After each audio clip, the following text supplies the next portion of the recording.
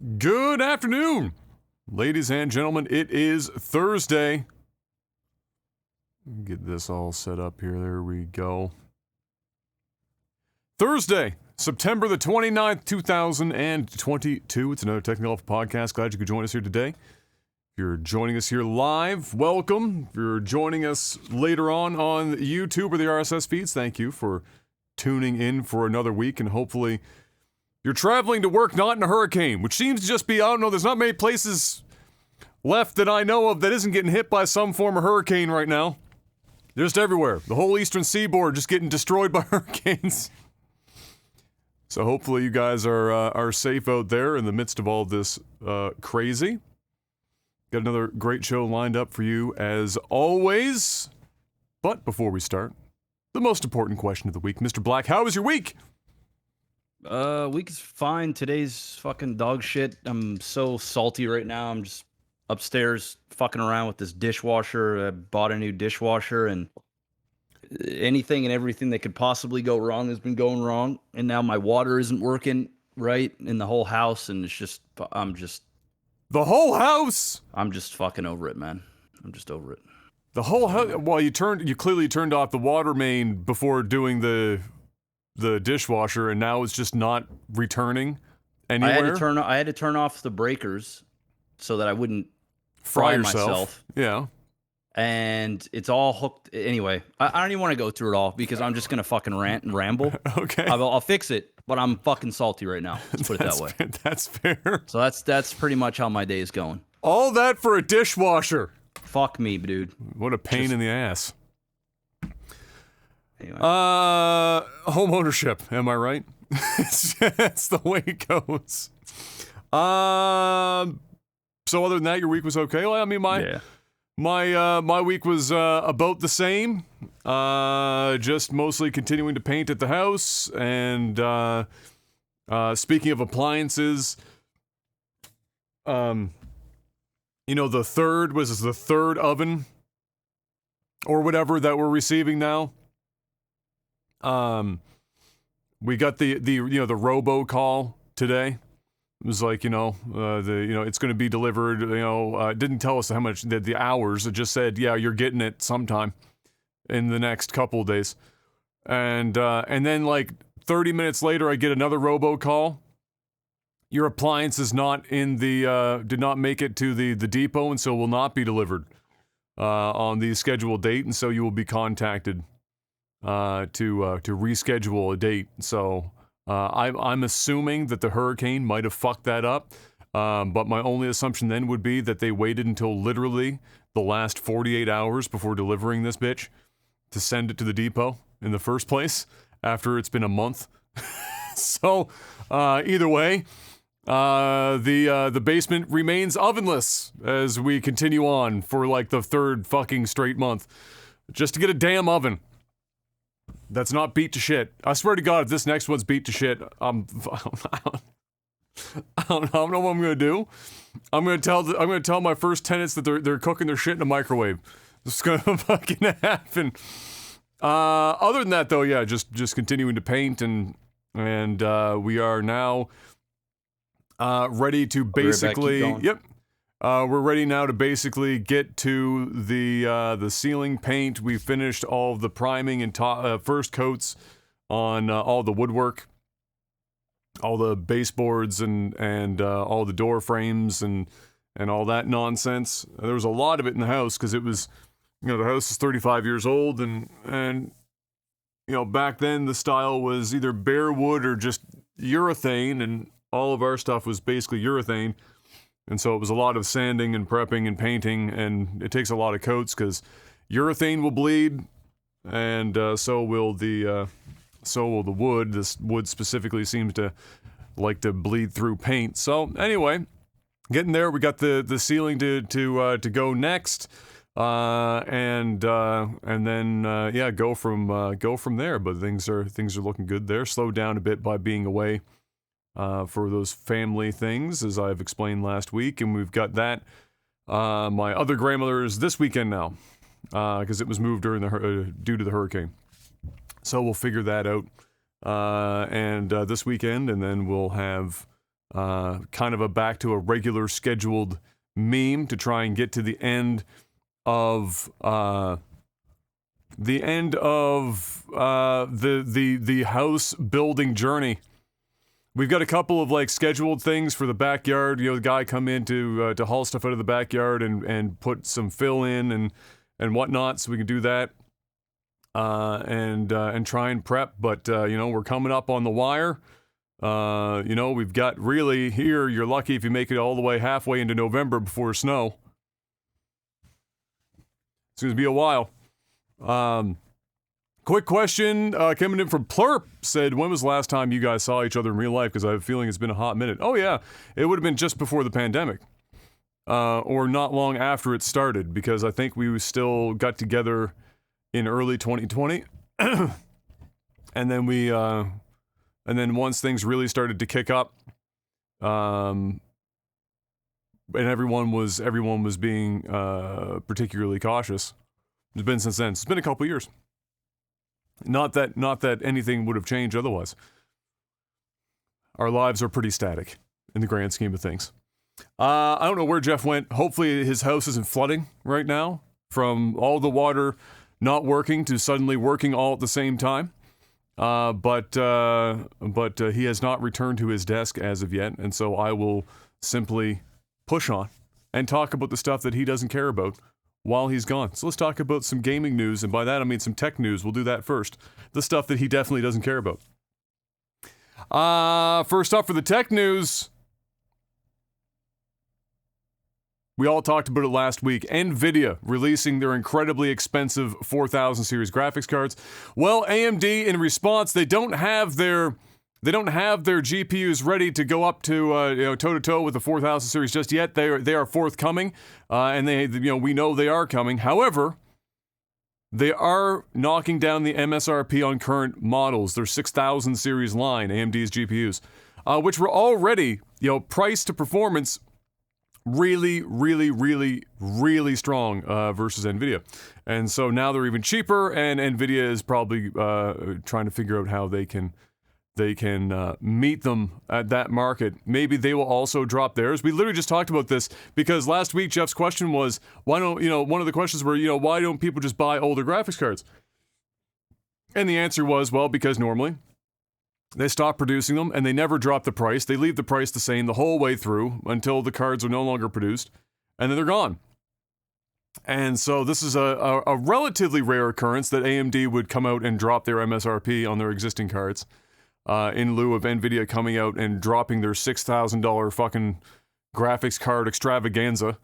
And so, I mean, I would strongly suggest the 6800 XT, I guess, is a good sweet spot, price to performance, and now it's going to cost even less and be much better price to performance than you would get in some of these newer ones. And I suspect it will remain true for AMD's newer GPUs, but we'll wait and see what happens there. But yeah, I was just mentioning how a very rare thing, AMD dropping their GPU prices on their current models, this 6000 series. That doesn't happen very often. Normally they leave that shit alone for long periods of time. So to push people into the newer cards is like usually the whole concept. But AMD, maybe AMD took a look at the market and said, you know what, maybe now's not the time. Yeah. Maybe people need to spend slightly less money. So here they are. So there you have it. And really, I follow a couple people on Twitter that do PC building and stuff, and as that's their job. They have like either a small business or a major business where they're building PCs, and they'll benchmark all this shit and see what the performance is like. And the defining thread that I keep seeing, especially for like us in our space and streaming, where people are playing a lot of like competitive esport games and stuff, none of these games need monster rigs to run. Like Valorant does not need a monster rig to run. Not even really like Call of Duty, unless you're playing Warzone, doesn't even need a huge rig to run. And even when they do, you watch them, what kills me is that they'll be like, oh shit, this and this is now getting like 350, 400 FPS in Call of Duty. And then you look and they basically have it running at 1080p on the lowest possible settings, but they're using a $7,000 fucking computer to obtain these frames, and if you knock like $6,000 off that computer, instead of 350, you get like 285. And like functionally, people could tell themselves all day that they're getting better because they've got 60 more frames. At that high end, like maybe they even have a monitor that can do that 300 hertz or 360. Stop the madness, man. This is crazy. Especially with the power draw on these new cards. Dude, I saw a picture. I meant to send it to you because it's funny, because I know you don't care about tech, but you'd still get a laugh out of this. There's a dude holding the box that the 4090 comes in. I shit you not, it looks like a fucking mini fridge. The guy's holding it across his torso. It is literally the fucking size of this man's torso, holding it sideways. It's the biggest graphics card box I've ever seen in my life. It's enormous. And then I'm like, that's going inside of my fucking tower. And then you realize, like I said, it takes up like 4 slots. So like, if you have any PCIe lanes that you need other than a graphics card, you're fucked. Because it's gonna take up the whole thing. I mean, 4 slots is like this fucking tall. Yeah, that's like a fucking novelty hamburger in the U.S. at some gas station where they'll pay you fucking $20 if you can eat the whole thing. It's too big. Stop. But anyway, I digress. Consider AMD as the long short of this right now. The 6000. If you're building right now and you need to, like maybe you're in a Jeff situation, your card spontaneously caught fire. You desperately need to be building something new. AMD's current platform of 5800 X 3D and a 6800 or some shit. Just do that. Don't go crazy now. Don't lose your mind. And now that Jeff is back, the tech news is mostly done. We got that out of the way. Nice and tidy. I got the water working, so that's good. Even better. Not as salty. My concern was you were going to walk outside and there was going to be 2 inches of water on the ground. That was my... No. I was like, Jeff has been gone for a suspiciously long period of time. I wonder if the water has suddenly started working when they don't want it to. You would have heard me yell in the background. So.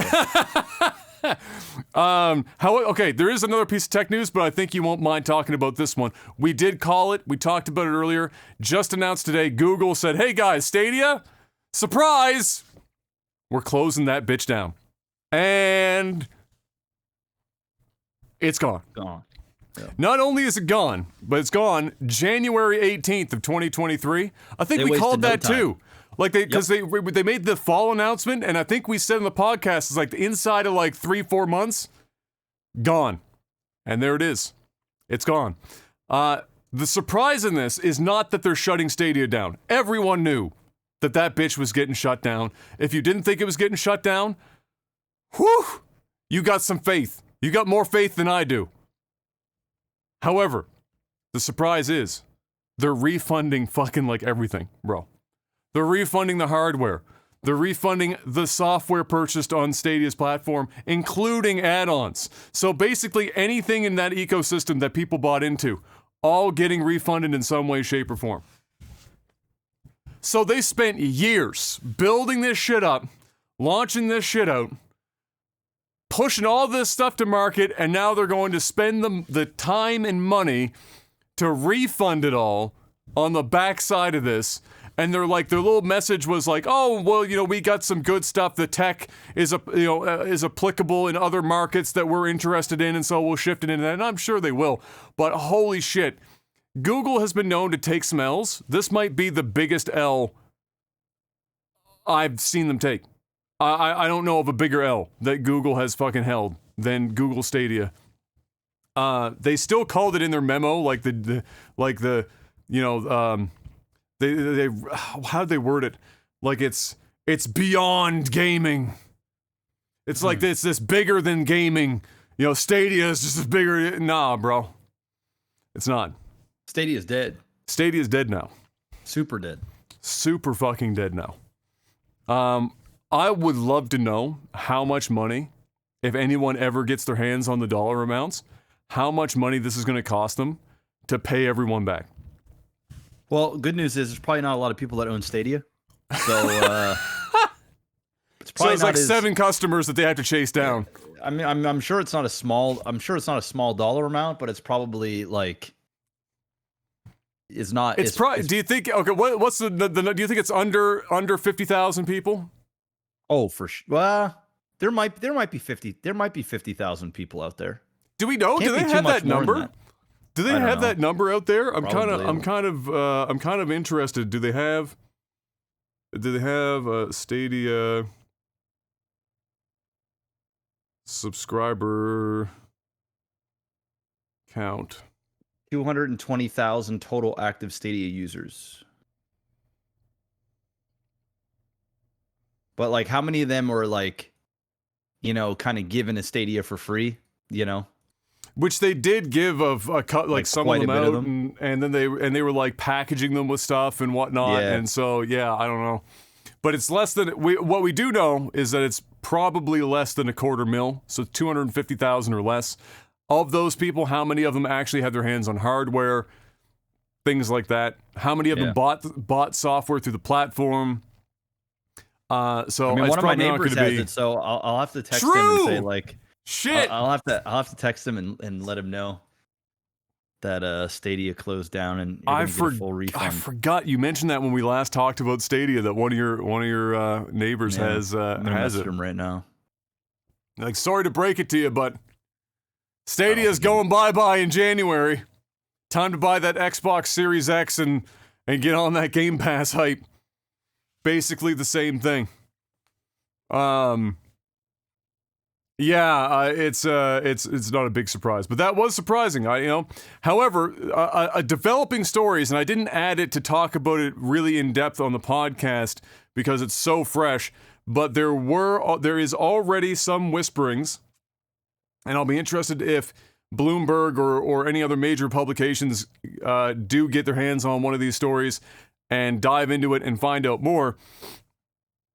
But there was already a developer that said our game was set to launch on Stadia soon, and now they're saying, but it looks like Google may or may not even pay us for the contract now because they're shutting everything down. So they have all this work. This game is like basically done and ready to ship, but now it's looking like Google is not even going to be paying them for the work. Should this shut down? So that I didn't want to say anything beyond that. There's whisperings of that around social media after this. Some devs talking about it. I just messaged him. He said, yeah. Apparently, him and a bunch of his buddies all have it too. What? Seriously? And yeah, I think that's how they're all playing. And they said they got an email today. They said that they're going to take the money and buy Steam Decks. And they're all getting full refunds on all of their games and hardware. Steam Deck even. Wow, that's a hop. All right, yeah, fucking why not? Okay. The Steam Deck dream. That's pretty funny. From one experimental tech to another form of experimental tech.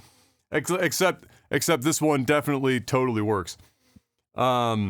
Yeah, so yeah, we'll have to wait and see if that develops any more. Developers getting caught up in this cycle with Stadia towards the end of its life cycle. Yeah, we'll wait and see, and if more comes out, then I'll talk about it when we know more. But that was just what I've seen, some whisperings here and there about that being a possibility, but nothing confirmed as of yet. Despite some positive-ish stuff this week, and I say ish because really it came in the way of features that have been done by bots on Twitch for actual years and in some form like over a decade. But positive enough. It's Twitch doing something in some direction that isn't down. Despite all of that, unfortunately, not so great news still managed to find its way to the front of all of this. We talked about it last week, the 70-30 rev share thing. We had a big long chat about that.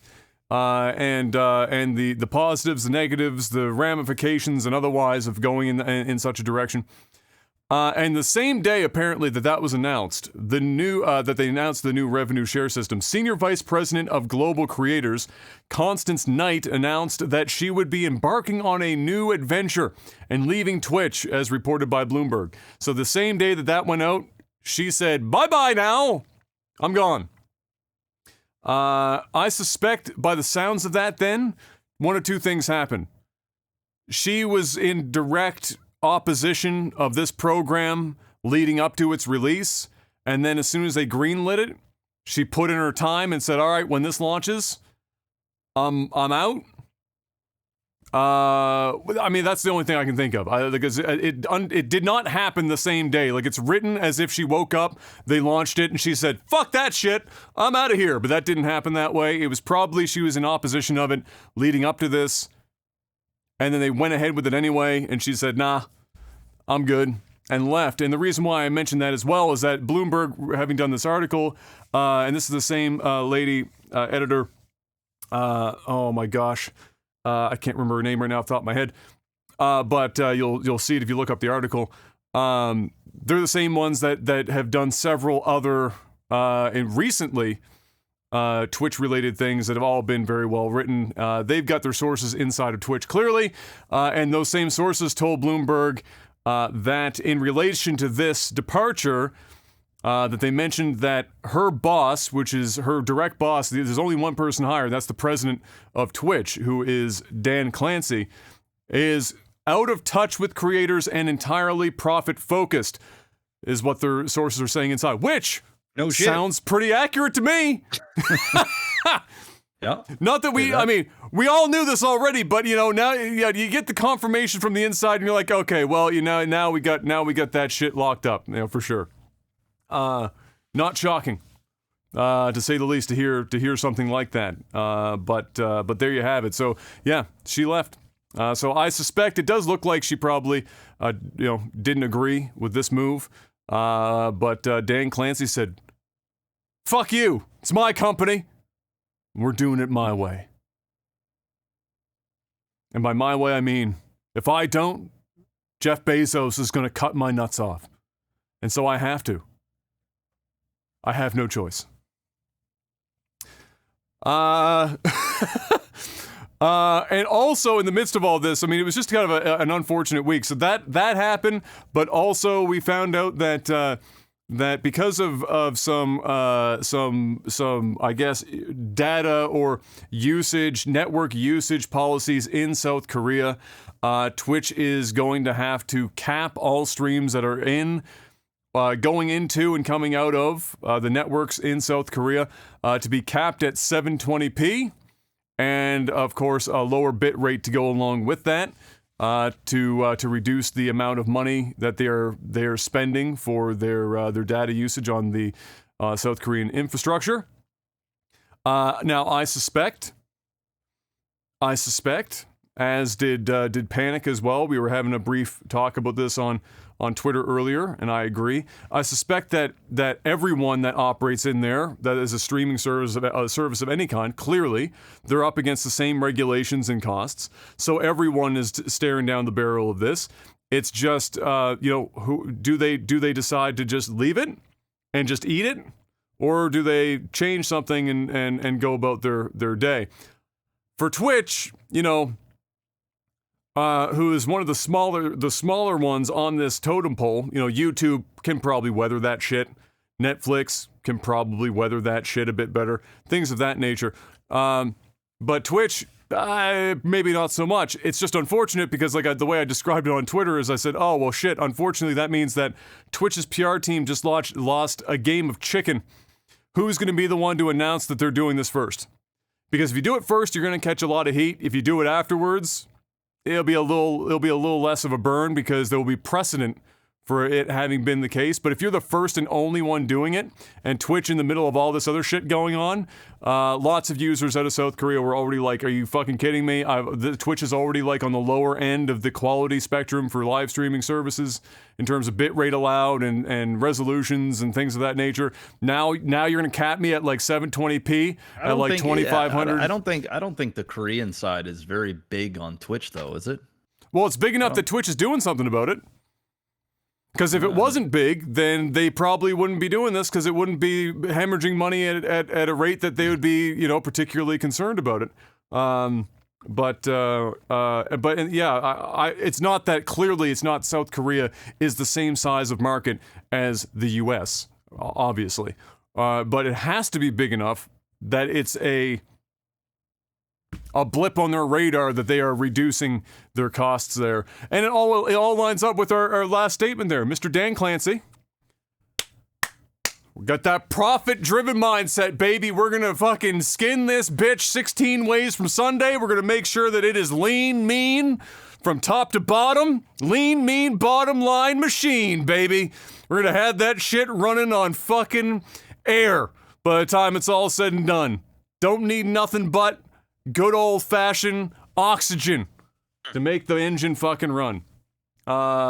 And that's probably what's going to continue happening. I'm very interested in what the next calendar year looks like at Twitch. I bet you this is just going to be a landslide of just bullshit business fuckery that just comes like spewing out of their fucking headquarters every like fucking 2 to 3 months on like some sort of weird rotation, probably on a Tuesday evening, 3 o'clock in the morning or some shit, trying to hide it amongst a slew of other news cycles to try and bury as much of the negative shit as possible. Because that just looks like where this is all going. At the end of the day. Will it affect us all that much? Probably not, but, you know, it doesn't look fucking good. It's kind of dystopian. It's like a morale thing, right? Like for streamers, when your platform of choice, even if it's not affecting you directly, like you and I, nothing that they've mentioned is dramatically changing our lives in any way, shape, or form. But like for people in general on the platform where they've used Twitch as like their chosen primary platform for content creation, it's just a morale hit. It's like every fucking couple of days, it's like you've just gotten over the fact that your platform has gotten like punched in the mouth, and here comes another fucking punch in the mouth, and a kick in the nuts, and a fucking another kick in the fucking nuts, and then you're on the ground, and they spit on you, and they start fucking like stomping you into the curb, and then you're like, That's aggressive. It's got to be like a bit of a fucking hit to the morale. As soon as you know what will be the canary in the coal mine? Coe Carnage. The moment that Coe has a descending or a dissenting tone with where the direction of everything is going on Twitch, and he's the one that says it, then you know we're fucked. Like as soon as Coe opens his mouth, like he'll be the canary in the coal mine. I'm fucking convinced of it because that man is basically the Ned Flanders of Twitch. That dude never has anything. I'm pretty sure he gets paid by them, right? Like I'm pretty sure he's got. Which is why I'm saying it's a canary in the coal mine. The moment he says like some and not like directly, but it'll be like some sort of like veiled, you know. Oh, I'm sure he's frustrated, but I mean, there's just some people that are just bought by Twitch, man. They're you know, I think he's one of them, to be honest, and I think he's one of the top tier players in the scene in the industry, and he has been for years. But I don't foresee him coming out and just ripping on Twitch. I don't know, maybe you might be right. I mean, I don't think it'll be a rip. I don't think he's gonna come out and start fucking just murdering people. I think he'll come out and it will be some like I say, it's the Ned Flanders. He'll say something that's just not quite on brand, and that will be all it takes for me. That I'm like, because if it pushes him to like say something even minor, I'm gonna be like, I'm sure he's saying a lot of stuff behind the scenes. You know, I'm sure he's probably for sure off camera and away from social media. He's probably not happy. Yeah, especially for sure. Since he's one of the ones that is affected. But I'm pretty sure he's got a contract with Twitch, so his pockets are fat. Yes, anyway, he signed with Twitch. So if I'm not mistaken. What do you it's I'm pretty sure it's probably under the contract that you're not allowed to talk illy about Twitch, right? Or, I wouldn't be surprised, right? Like most for sure, right? Like for sure, yeah. And if your bag is in the millions, right, you got to keep your mouth shut or you're gonna be sued. That's true. So yeah, I wouldn't suspect it.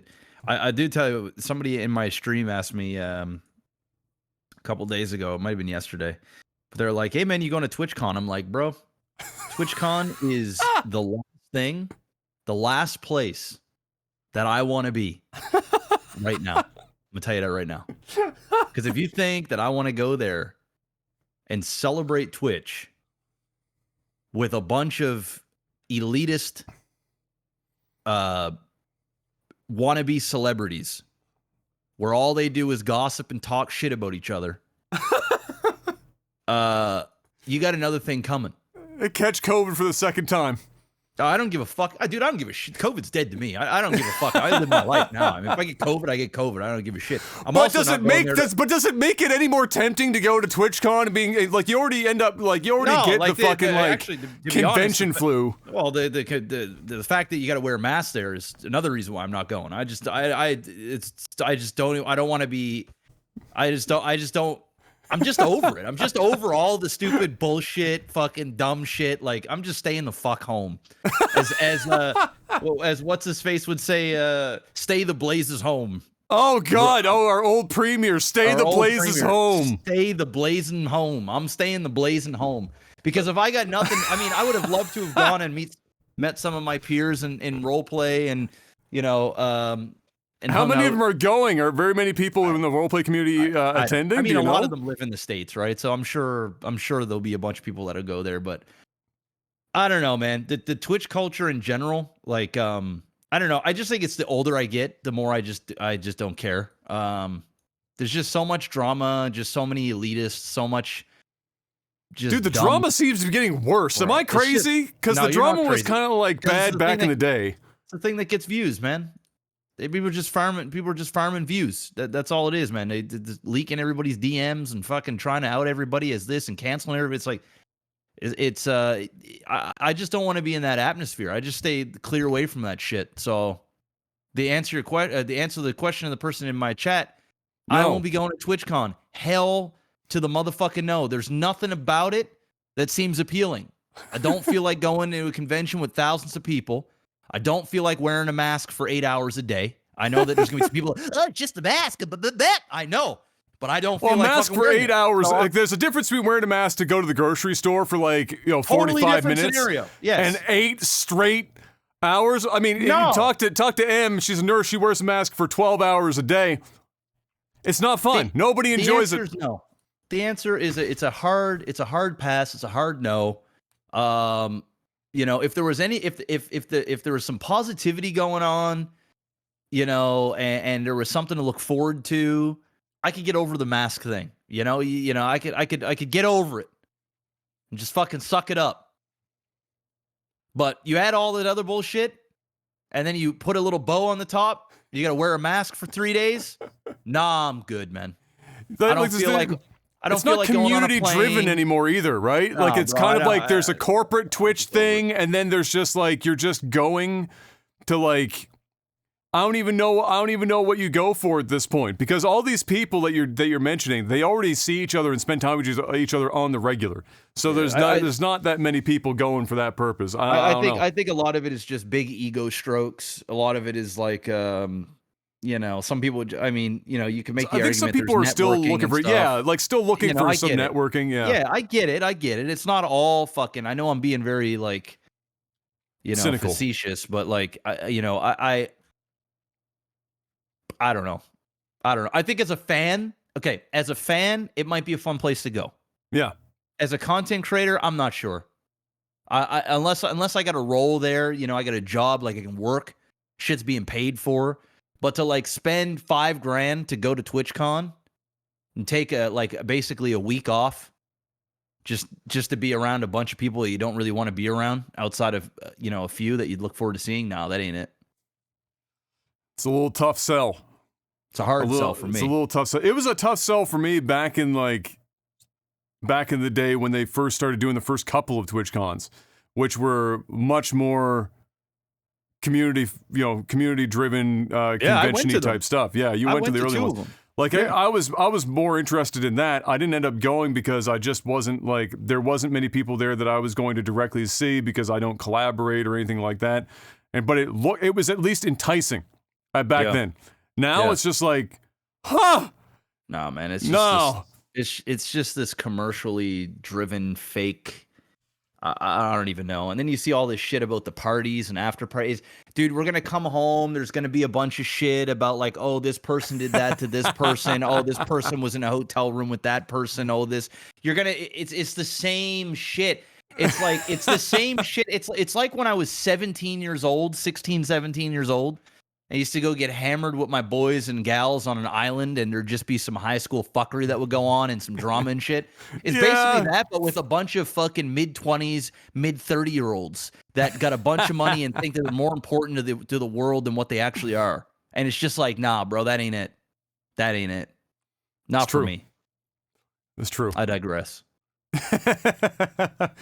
All right, where am I in this list? Let me see here. Against all odds, Mr. Black, Ubisoft has announced that they are actually going through with the Splinter Cell remake. It's happening. No longer is it just Sam Fisher in a random mobile game or other game cameos where they put random Splinter Cell related merch like the night vision goggles or some other nonsense and just blue ball the entire community.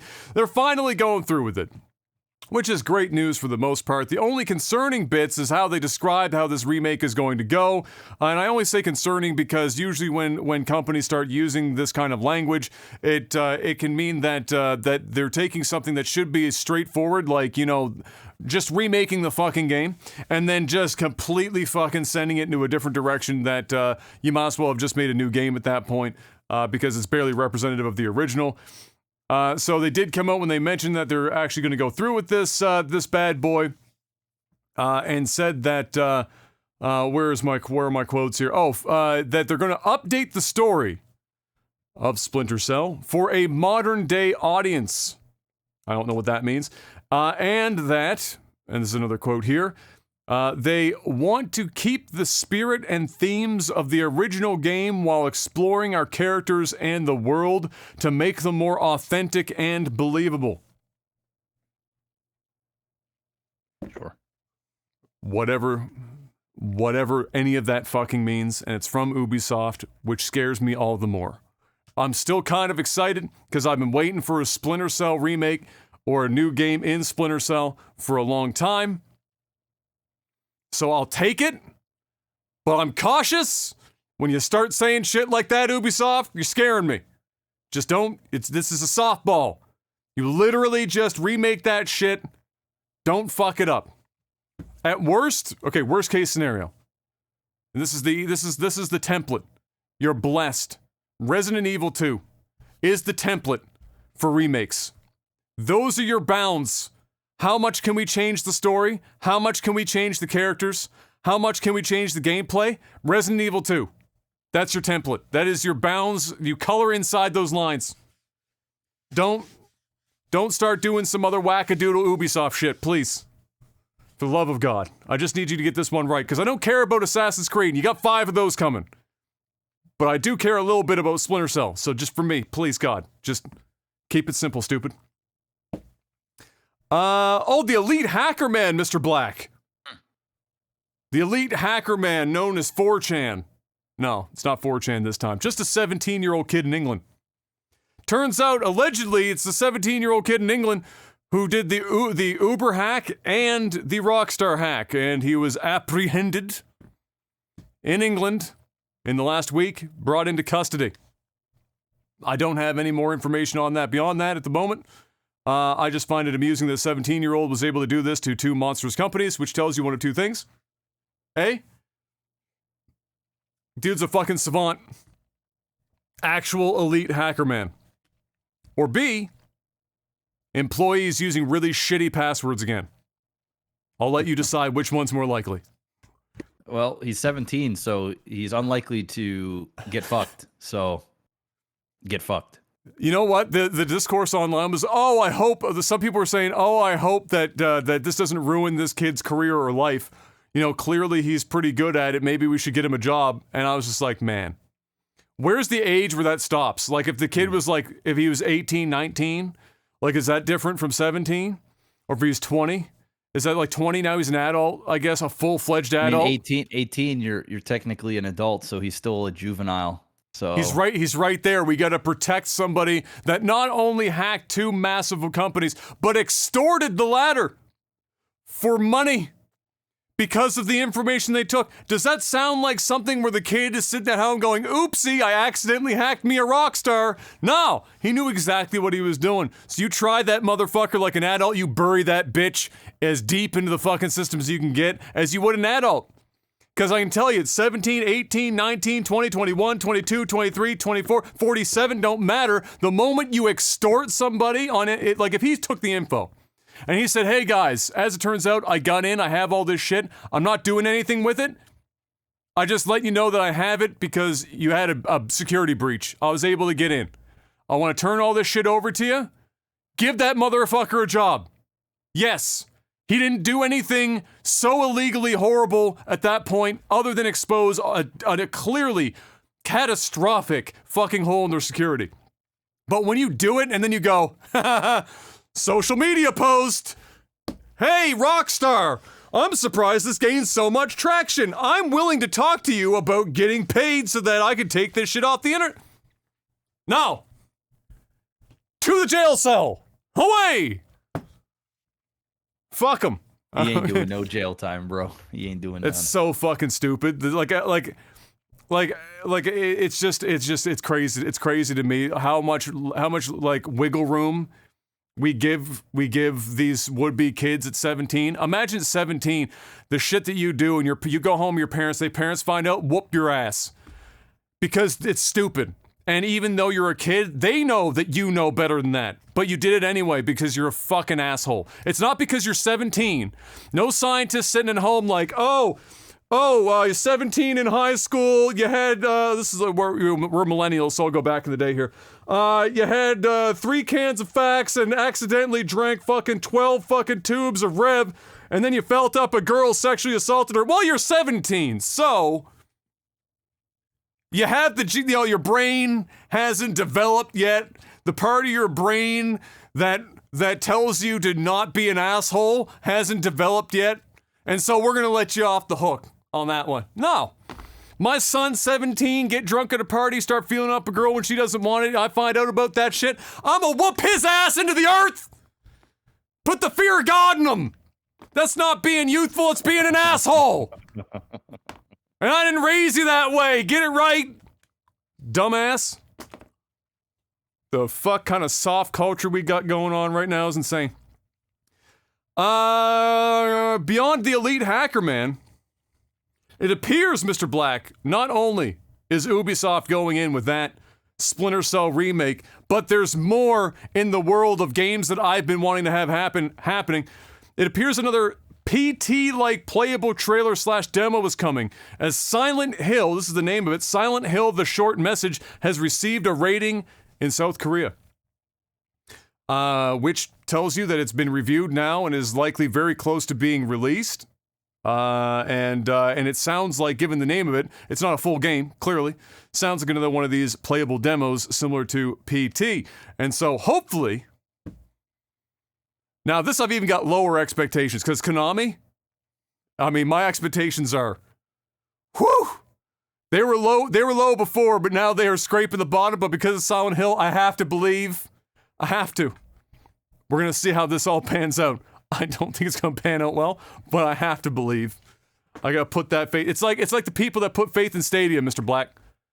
Everyone knew it was a bad bet. Everyone knew Stadia was going down, but the people believed. And I'm one of these people believing for Silent Hill. We all know Konami ain't going to do Silent Hill right. They literally fucking yeeted Kojima, who was working on what was clearly going to be a definitive fucking horror game that the world... people literally kept PlayStation 3s with that game or that demo installed on it and took it offline so they could keep it. That was the level of interest in PT. And Konami said, nah, that's too good for Konami. We need to get rid of that immediately. We need to go back to some real mid shit. So hopefully that's not necessarily the case here, but a man can dream. A man can fucking dream.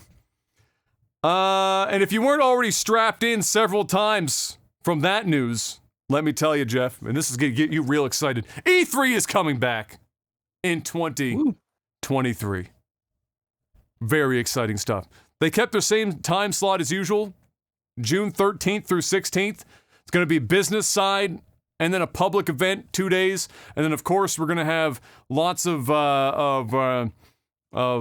partnered, video content as we've had in the past. Now, how much involvement they get out of these others when they have Summer Game Fest and all these other things that have been filling the void of E3 since they've imploded, I have no idea. But this is, I think, the third time for E3 trying to make a comeback. So, what we got, September. We've got several months ahead of time. Good call here. Mr. Black, how much faith do we have in E3 coming back and staying after 2023?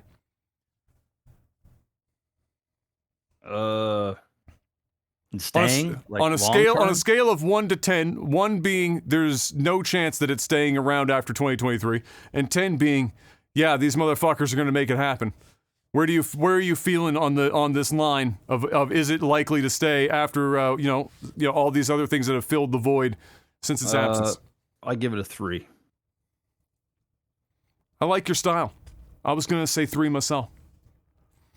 I feel like there's some weird, far-flung Hail Mary that, like, against all odds, they, like, let's say they get like 1 or 2 exclusive world premiere, insert Xbox world premiere guy voice, type situations that gets everyone's attention and all eyes are on E3. Maybe that does it and has them survive for another year or 2. But if they don't have that, game over. It's game over. Again, for like the 3rd, 4th fucking time for E3. I don't know where these guys keep getting money. Like, who's the investors going, oh yeah, E3. It's like the 3rd time that we've tried this. Yeah, I'll give you another like 50 million. I think it's just out of touch people with really deep pockets that think they're I don't know. It's several dollars burning a hole in their pocket. Continuing to build upon initiatives put in place in the last couple of years, Mr. Black, Blizzard announced the additions, some additions to the Defense Matrix program for Overwatch 2. Very fancy sounding stuff that aims to continue to combat cheaters and generally toxic / disruptive players. It's been a very long time since we talked about, but we have covered Overwatch taking more aggressive steps than its competitors to try and keep the toxicity in check on their game, and this is adding a couple more. So what are the things they're adding? Well, the 2 prominent standouts here are that all accounts are now going to require a phone number attached to them, and it will serve 2 purposes. 1, every account can only be using that phone number, or that phone number can only be used once to make an account. No voice over IP numbers will be allowed, and no burner accounts or burner phone numbers will be allowed for use either. So just actual, honest to God cell numbers, only thing that will work, 1 time, 1 account. 2 purposes. 1, 2-factor authentication through SMS is 1. And then the second one, but the more prominent one in this instance because of what they're trying to accomplish, is that if somebody is banned, they can stay banned or are more likely to remain banned, because now for a new account, you're going to have to not only go through all the, the email, get the game, buy the game, etc., or buy into something, get a new phone number.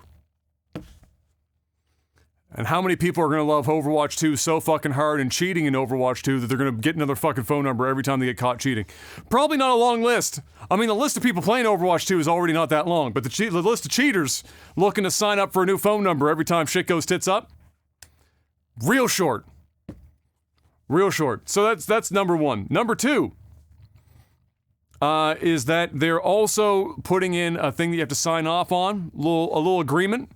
It says, hey, we are allowed to, whenever we so wish, to record your voice comms in the game for whatever purposes we see fit, which are more likely for things like if somebody, let's say,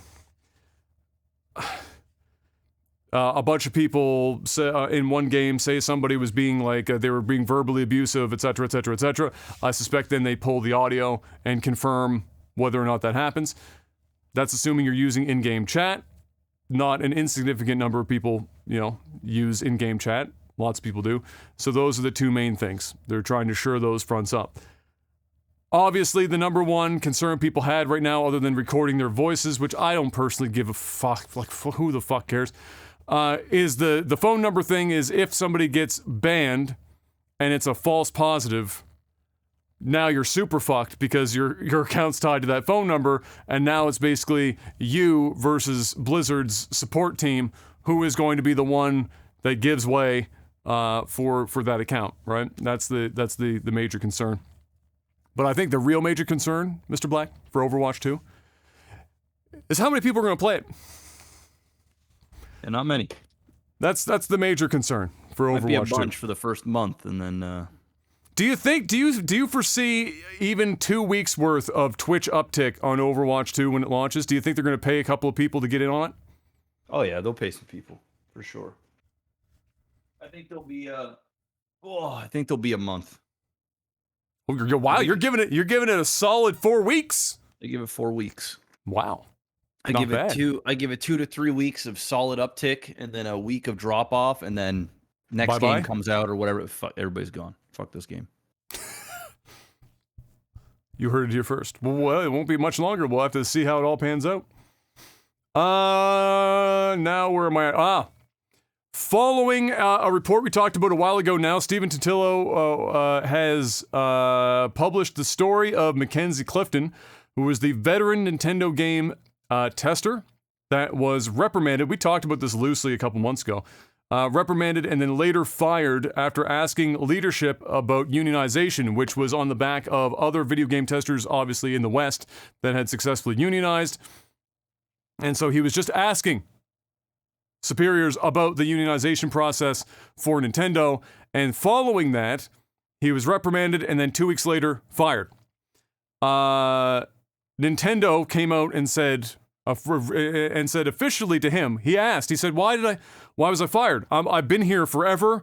I'm one of the most senior video game testers. My record is fucking clean. All that's happened is I asked you about this thing, which is what led to his labor.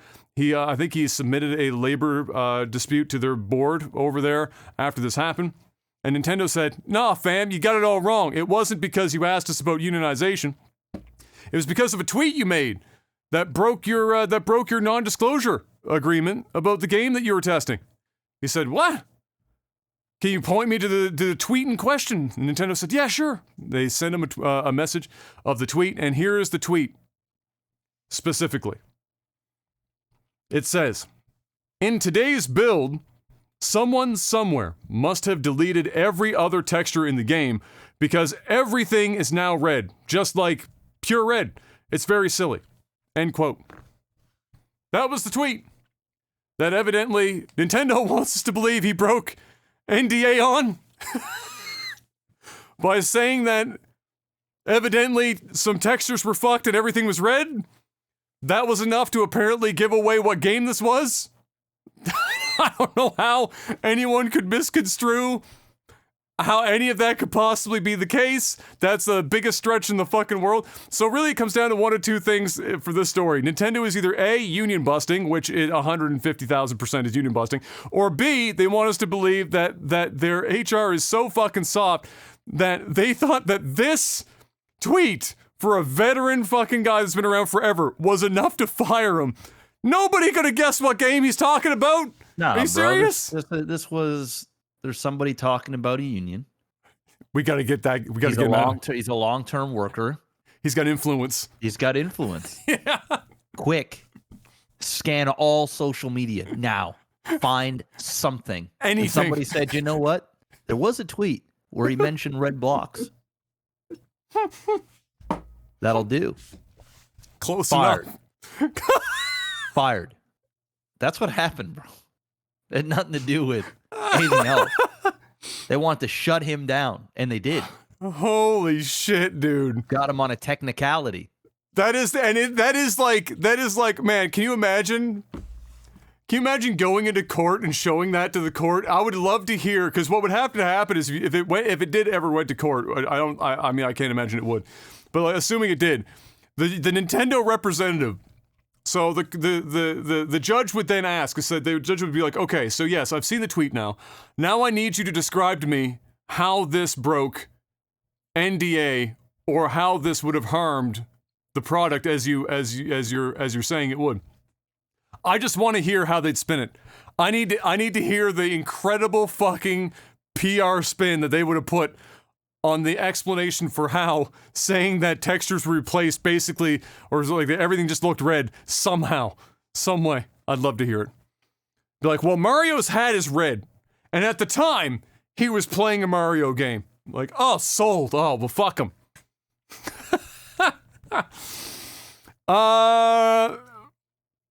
Now, lastly, Mr. Black, for what has to be the 5th time, Ubisoft has announced, Ubisoft's a lot of news this week, Ubisoft has announced that Skull and Bones has been delayed again. I think it's 5. I can't remember how many times now it's been delayed. It's been many, but now it is being delayed into March 9th of 2023. Again, I would say that the odds of this landing March 9th of 2023 is about what the odds of E3 surviving are, about a solid 3 to 10. But I need to remind some people, I thought this was kind of like a fun thing to think about. Yeah, Skull and Bones has been delayed a lot. It's been around, I think this is like the 6th year or 7th year or some fucking, the number just keeps going and going and going with Skull and Bones. But as an aside, now everyone remembers that the game that holds the record for the dumbest development, longest development, most hellscape development of all time through like 4 different graphics engines, Duke Nukem Forever. 14 years for Duke Nukem Forever from inception to release. And I'm pretty sure 4 different graphics engines somewhere in that neck of the woods. Complete rebuilds like 4 fucking times. 14 years. However, keep in mind, Skull and Bones is getting up there. And also, Ubisoft again, another one. The never-ending blue balls of the century, Beyond Good and Evil 2, which has been announced, re-announced, CG trailered, talked about, and then sent into obscurity, never to be talked about again for long periods of time, so often, it still doesn't have a release date, and it's like 6 or 7 years in, and we don't even have a release date. And when I say that, I mean we don't have a release date for them to miss. We don't even have that. There's nothing. Another good one. Also, Skull and Bones, sorry, is not 6 or 7. Skull and Bones is 10. My apologies. Skull and Bones is legitimately approaching Duke Nukem Forever. But my question to end the video game section right now, Mr. Black, is Duke Nukem Forever coming in at that sweet, sweet 14 years. Does Star Citizen break that record before it's fully launched? Of course. That's not even a... Dude, Star Citizen's never getting released, man. It's never getting released. Look, at least Duke Nukem Forever had an ironic name, right? The name was literally Forever. It was it was a perfect storm of development hell and naming, schemes. Star Citizen doesn't have the meme. It's just there. $500 million. And several years deep. I swear to you, I hope. Now I've said it before. I hope it hits a bill. I hope it hits a bill, and I hope it breaks Duke Nukem's record all at once. I think that'd be the perfect fucking Cinderella ending to Star Citizen. But that's the Cinderella ending for the video game news this week. Mr. Black, it's time to sell out. Patreon.com/LagTV. Head on over there. Throw some money at the screen. Support the podcast. If you can't, that's okay. You can also support through a sponsor, NordVPN. If you guys don't already have a VPN service, you can scroll underneath the video here on YouTube, click on the link. If you're listening to this on the RSS feeds, then you can go to www.nordvpn.com/OTT. Get yourself a massive discount plus 4 bonus months for limited time when you get that 2-year subscription or more. It's a massive discount, 4 bonus months. Even if you're looking to resubscribe, say your 2 years is up. So I know that there's been quite a few people that have been resubbing. Now's the time. Make it happen. Stay safe. Stay anonymous on the internet. Watch different regions of Netflix and other streaming services at the click of a button. You can use it on your smartphone, your TV, your Mac, your iPad, your PC, your laptop, whatever. They've got an app for everything. They even got a desktop app now that you can just run in the background. You don't even have to be connected to a server, and it will still protect you as you are surfing the internet so people can't steal your information and track what you're doing. That's called threat protection. Can also use up to 6 simultaneous devices, so you only need 1 account per household for the most part. There are other ways that you can jerry rig it as well. You can use one of your connections directly to your router, and then you still have 5 other connections that you can do simultaneously. Money back guarantee, 30 days. Try it out. If you don't like it for whatever reason, get your money back within 30 days, no questions asked. Just like Google Stadia. Just like that. I haven't had a single person in over 3 years complain about NordVPN. The servers run, they're fast, you connect every time, you can mask your IP to virtually anywhere. It even works in China. It's a no-brainer, guys, and it's less than a grande cinnamon dolce latte a month. Even more or less when you get a four bonus months. It's like half a coffee. And that's getting better and better because the coffee's getting more and more expensive. You damn right it is. So check it out, guys. Make it happen. It's 2022. You saw what the 17-year-old kid did to Rockstar. Imagine somebody twice his age with twice the experience can do. All right, and that's Rockstar. Okay, get yourself a VPN. Support us, support yourself, and support the sponsor. Promo code OTT. That's it. Incredible. And now it's time for movies, TV. Definitely never on my bingo card, Mr. Black. But I'm not upset about it. We got our first look at the upcoming Onimusha, an anime based on the fantastic game of the same name. Did you ever play Onimusha back in the day? I did. It's not a game you think about, but when you hear the name, you're like, shit, that was a pretty good fucking video game. It wasn't bad. I didn't play all of them, but I definitely played a couple. Didn't beat them, but definitely played them. I beat the first one. And I never got my hands on the second or third, but I played the first one. And damn it was a good video game. It was well done. And certainly something I'm sure that could carry an anime. Now, my only thing that I'm a little bit personally, put off on is it's that 3D, 2D anime style that Netflix has used a couple of times. I've not been the biggest fan of that. I just prefer my anime in full flat 2D, or go balls deep and go all the way 3D. The halfway in between hasn't worked very often. The League of Legends one did a pretty good job of it, but a lot of the Netflix stuff that I've seen has just kind of been, it doesn't work out. The animation's not smooth enough. It's like the half 3D effect makes it even more obvious that the animation is like 12 to 15 frames per second on a good day. Yeah. And so, not my favorite. However, I still have hopes that it's going to be pretty good, and I hope that it pans out well. It's just shit. There's another game for a remaster or a remake ripe for the picking. And that style of game, very popular right now. Ghost of Tsushima and all that shit. Very, very popular. Probably could do pretty well. And so there you go. We got a little bit of a first sneak peek, and it did look good in stills. But I noticed that it's the 3D, 2D thing, and I was like, fuck! But still, it looks pretty good. What else looked pretty good, Mr. Black? The Last of Us HBO Max show got a trailer this week. Did you see that trailer this week? I did. What did you think about that trailer? I thought it looked good.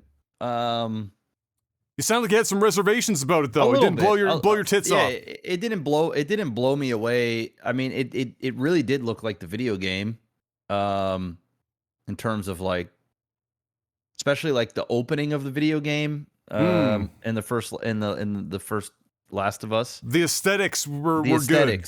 Yeah, they got the tone right, I think.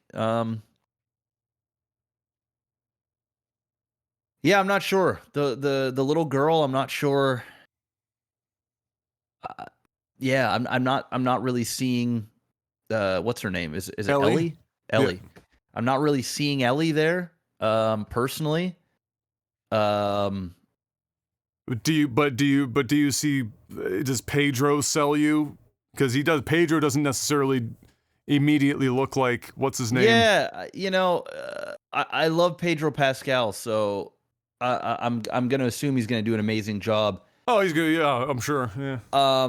I think just the two stars of the show don't really look like the characters. But once again, Does that I don't matter if really- they do well? It doesn't. Right? It doesn't matter if as long as they do well. I don't like. I'm not going to be one of these guys that's like, oh my god, it doesn't. It's not exactly what I envisioned. You know, obviously there are a couple of actors that I think would have aesthetically looked better in the role. From if they're trying to make it look more like Joel, that's his name. yeah, Joel, right? Joel and Ellie. Yeah. Yeah. Yeah. But it's Pedro Pascal. He's going to do an amazing job. And I'm sure this young talent as well is going to do a phenomenal job as well. I'm on board. I'm going to watch the shit out of this. It'll actually be a show that, like, when it comes out, I'll watch it. So we'll see. We'll see. It looked good. Was I, like, blown away? I wasn't blown away. But I also know the story as well. So, like, this is one of the few times where I kind of know how something's going to go. And so I think that kind of takes a little bit away from me, because I'm usually not, like, I'm not the guy that, like, goes and reads, you know, fiction novels and watches these shows, but I'm sure it'll be good, man. And it's HBO. HBO usually has quality. Pedro Pascal I've seen a couple interviews. He seems super pumped about this show. So obviously he must know something that we don't. I mean, most actors are pumped about the stuff they come out, but he seems really enthusiastic about this. So we shall see.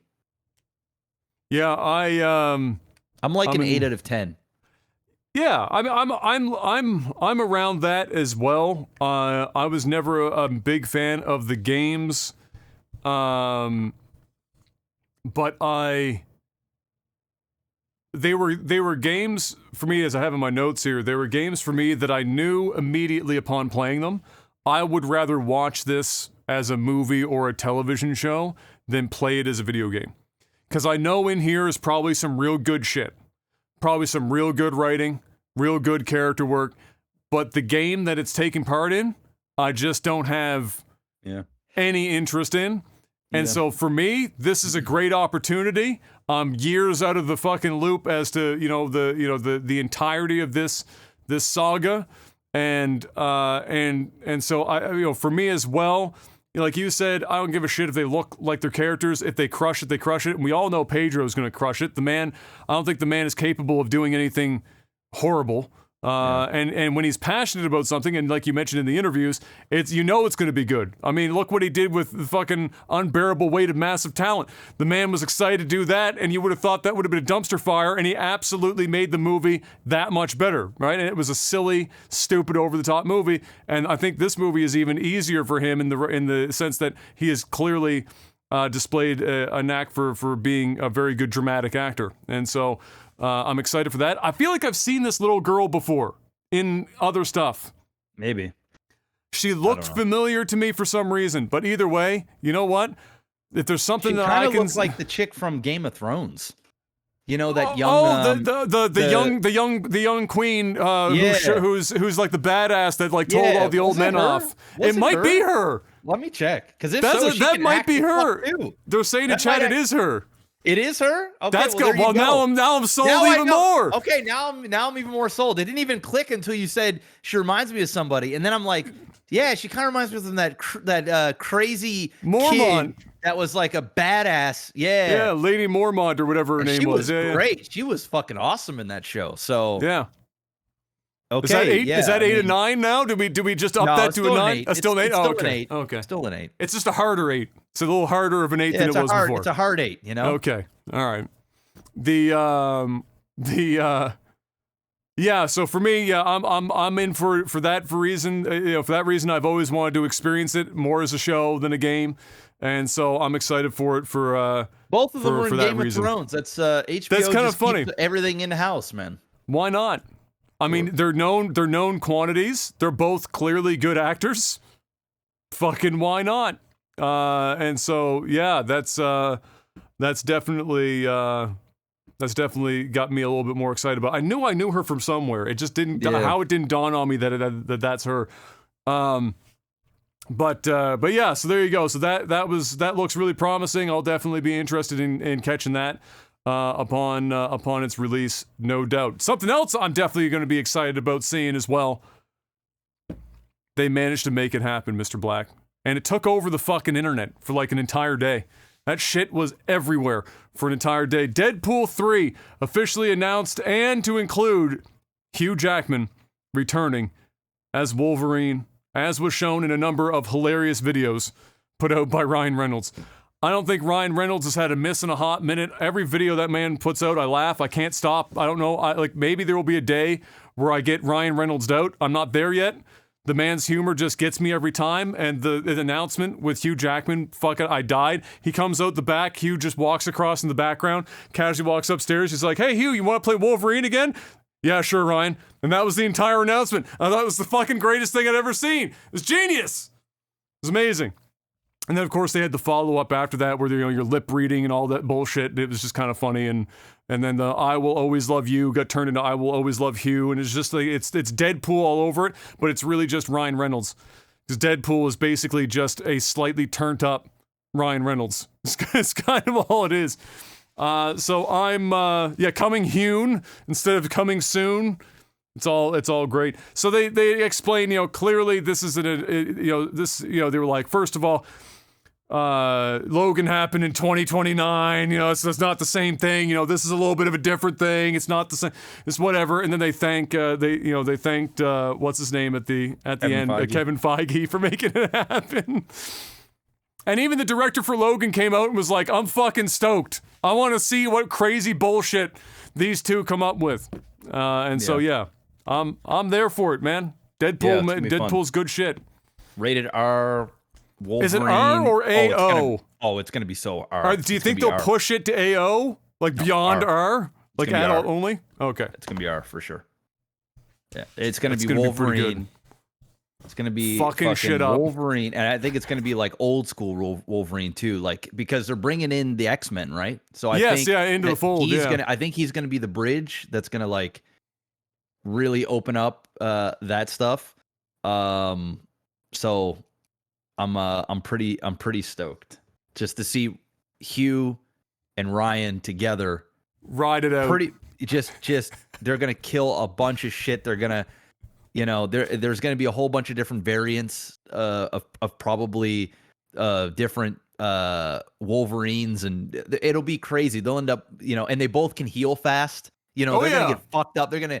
They're gonna. The jokes are gonna be endless. It's gonna be fucking. It writes itself, so it's gonna be a good time. They must have paid Hugh Jackman a huge amount of money. Oh sure, because he's gonna do ungodly. He keeps himself in shape, but like for a man of his age to get, but he's not in Wolverine shape. No. He's been doing musicals. And He doesn't let himself go though. Like you can see that he, like even in his t-shirt, he still looks. He's in good shape for his age. In shape. Yeah. But for a man his age to get in Wolverine shape, which people always make fun of him, like, oh, your chicken legs shit, motherfucker. Hugh Jackman at 60 is putting 99% of you in the fucking ground. That man is in real good shape. He's gonna get on the juice and he's gonna get jacked the fuck up. And he's going to go in there and he's going to fucking just slay. And are there two more likable dudes in Hollywood right now between Ryan Reynolds and fucking Hugh Jackman? Like, how many other people are more likable than those two? Yeah, they're pretty likable. So, yeah, I'm pumped. It'll be fun. And unfortunately, and kind of tangentially related here, I suppose, MCU's Blade reboot has lost its director just ahead of the filming beginning. Do you know more about that beyond that? No, nobody's picked yet, I don't think, so we'll just have to wait and see. Do we know the reasoning behind it? Was it like a classic scheduling conflict? No, it probably had to do with creative differences. The other one. probably like, a lot of the times when they get these directors on board, they're like, yeah, you can do your thing, there'll be some notes. And then when they get ready in pre-production and the studio comes down and they're like, hey, we don't want this has to be shorter. You got to do this differently. We need this. The director's going, this is not what I signed up for. This ain't even my movie anymore. Yeah. I can't make the movie that I want to make. And so they're just like, no, fuck it. I'm done. So I have to go find somebody else that'll like stand in line. I hope that's a joke, because if it is, it'd be amazing. Even if it was true, Datbeard saying that the director got axed for tax evasion, that'd be too perfect for a Wesley Snipes fucking tie-in. It would just be too perfect. I wouldn't be able to fucking handle it if that was the truth. And that's more or less all. Just before the podcast, I watched Hot Ones. We talked about it last week. David Blaine, Hot Ones this week. Yeah. It was a great episode. And dude, well, two things I'll say. One, it was exactly what you would imagine out of a David Blaine episode of Hot Ones. And on the other hand, nothing like you probably would have expected of a David Blaine episode. For those people who have only ever seen David Blaine perform, you watch this episode, you see actual David Blaine, and it's like a totally different fucking person. It's hilarious. And he's like a kid in a fucking candy store. Everything is just like, he's like a puppy dog. Everything's exciting. He's so happy to be doing everything like all the time. And then you see his magic, and like his whole shtick is like this really odd, almost make you feel uncomfortable, so that when the magic happens, you're like, fuck! And it's just a totally different guy. It's definitely worth watching, for sure. And I didn't know, I only found out about watching it, but there's like, he's got a series, a docu-series or something, I think Disney Plus maybe they said, that he's got going as well, and I'm gonna have to definitely catch that, because that would probably be fucking dope. Whatever he produces for Magic, I gotta see it. And apparently that Vegas residency, I don't know how much longer it's going. It might just be to the end of the year. End of the year, I think. Yeah. Yeah. But that's usually, and then they usually will extend. But I'm trying to get to Vegas before the end of the year anyway. So when I do go, I'll 100% go see. If you gotta come back and let us know how it was, and how much your mind was blown by Mr. David Blaine. Yeah, he looks good. He's the first time I've seen him in the last while, because it's been so long since I've seen him in front of a camera. He's getting older now. Like, for the longest time, he looked the same age forever and ever, and now he's actually starting to look, more like his age. And then it makes me feel old, because I remember you and I watching his fucking shit, on the internet back in the day. Everyone was like bootleg David Blaine videos on the internet. Everyone was fucking stoked about it. So yeah, there was that. Other than that, as far as like movies and TV stuff. I watched The Gray Man. Oh, did you? We watched that a while ago, but you just watched it. How'd you feel about The Gray Man? I liked it. It exceeded my expectations. I wasn't like, salivating at the lips. I would give it an 8. But it kind of did the same thing The Extraction did for me, where I went in, watched like this Netflix movie. That's a perfect fucking comparison, those two movies. Where it's like, you could tell they put a lot of money into it. They had some good actors and actresses, like a pretty solid script. It was pretty generic, but like it was generically good. Like the script served its purpose, which was to put action on. Yes, and there was a lot of fucking action in that movie. Dude, at one point I was like, is there any like fucking, are we gonna come down? Yeah, bro. It was like it wasn't as high octane as fucking that Michael Bay movie I watched, Ambulance. Did you watch Ambulance? Was that? No, I haven't seen that yet. But apparently, that's just like also just you get up and you stay up. Yeah, like that's another like 8 out of 10. It's like sort of in the same category. Like for a Michael Bay movie, it's probably the best Michael Bay movie I've seen in fucking I don't even know, 10 years. A very long time. Very long time. But that shit had more, I guess, nonstop action, because you're literally like, once they get in the ambulance, bro, it's like an hour and a half of just straight high octane. I mean, it's like, it doesn't stop. You're like, what the fuck? There's like a 3-minute down period where they're like healing, and then it's just back out, and it's right back out on the road, right back to just the craziness. But yeah, no, The Gray Man I enjoyed. It was a solid movie. I was gonna watch that or the new Top Gun. I was like, fuck it, I'm gonna watch this, because if not, I'm never gonna watch it. So I checked it out. I thought it was fun to see Chris Evans sort of play a bad guy. He did a pretty good job of being an asshole. Yeah. I mean, you could tell he was having fun with it. Like, it was like, it was just venturing cheese. Like, it was teetering. He just teetered it just the right amount. Like, because there was a lot of like the humor, because he was the like the comedic relief. Correct. On top of it. He was the bad guy, comedic guy, but like he was also kind of a good guy, but a bad good guy. You know, it was like, you know, it's one of those things where like he wasn't like a total villain. Everybody's sort of bad. But you know, obviously it's called the Gray Man, for God's sake. Exactly. It's a gray area, right? Who's good, who's bad. Everybody's got a bit of bad. But yeah, 8 out of 10. It exceeded my expectations because I didn't go in expecting an insane experience, so it did exceed that. But you know, it wasn't would I've wanted to go to the theater and spent money and you know, probably not. It definitely I don't think was a theatrical movie. Although it probably I don't think they meant it to necessarily be though. It was right? meant for Netflix, right? They had like a $200 million budget and they spent it. So you know what my favorite part of that movie was? Ryan Gosling's character, in summation, is basically just every few minutes, some catastrophic injury happens to Ryan Gosling in this film. Some just life-ending, like it would kill anyone else. And all he does is get up, and in like half of his lines in this movie are this. He gets up and he goes, and then shrugs it off. And then like 5 minutes later, gets hit by a bus, and then gets back up. Yeah, he's got that face where like, he just eats it. I'm bleeding a lot.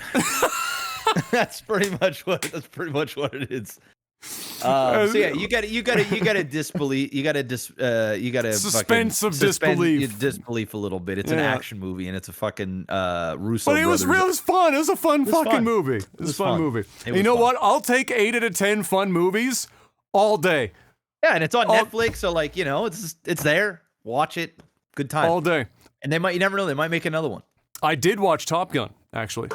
Oh, how was it? That, you know what I would describe, okay, no spoilers, obviously. Not that there's really anything to spoil in this film. I'm going to watch it probably in the next couple of days. So, you know what this movie is? When I saw it, and this struck me, and it might, now that I say it, it might strike you like part way into the film too.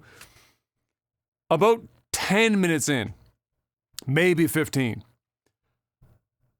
it dawned on me that this movie is a parable for Tom Cruise's acting career. It is literally a monument to, but also a mark of like the sun is starting to set now, and Tom is going up. This is his Icarus film.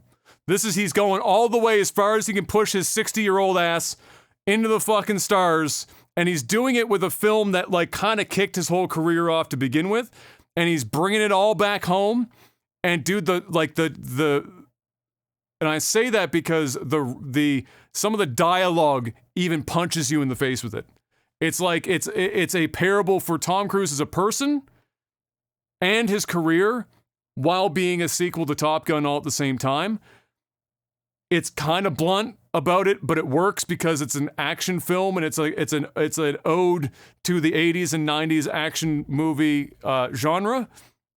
But God damn it, Tom Cruise he might be insane. In fact, he is almost insane. In fact, it's all but guaranteed the man has lost his marbles a long time ago. Insane. Oh yeah, dude, he's in Scientology. The guy is batshit crazy. But that man, damn it, if he doesn't know how to make a fucking movie. You're damn right he does. He's Tom Cruise, man. You gotta have a little crazy in you. You do. I don't know if you need to have Tom Cruise crazy, but you get close. You do. You gotta be like, to be at the level of Tom Cruise, because the guy's a hell of an actor, right?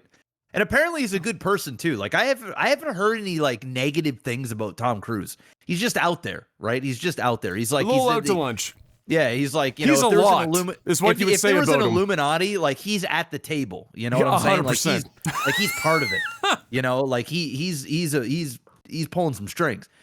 But you know, yeah, dude, he's nuts. He's nuts, but he knows how to fucking make a movie. Damn right he does. And this is a simple film. They don't try and like, simple from the standpoint of, they're not trying to do like, you know, really deep, overly meaningful shit. They know what they're about. They know the notes they want to hit. They hit them on time like a fucking metronome. throughout the whole fucking film, and everything plays out exactly how you know it's going to play out, and you love every fucking minute of it. And I can 100% appreciate, why Tom was so passionate about this. I think that also adds to the fact that I do believe that this is, in Tom's mind, the beginning of like what they call the back half of his acting career. He's known as the dude that in films he does two things: he runs, and he runs some more. And like how many more movies is Tom Cruise going to be running at the speed of light? And that classic Tom, just hair. Like he only got Cruise. so much more of that in him, right? It's like he's Tom Cruise, but he's 60. He's So, like out there fucking flying these fucking things himself. Like, dude, it's pretty crazy. It's pretty crazy what he does. And for however much CGI there is in this film, little. It's very little. Apparently. Very little, and it's really not obvious. So it is incredibly impressive. It sounds He's legit good. flying these fucking things. Like they're they're out there flying these fucking jets. Yes. And doing crazy shit. Yes. Like I was watching interviews of Miles Teller, and he was like, dude, he was like, Tom, like he said, when I first started doing this, we started in this little tiny plane, and by day 2, he was like, he realized basically how crazy Tom was.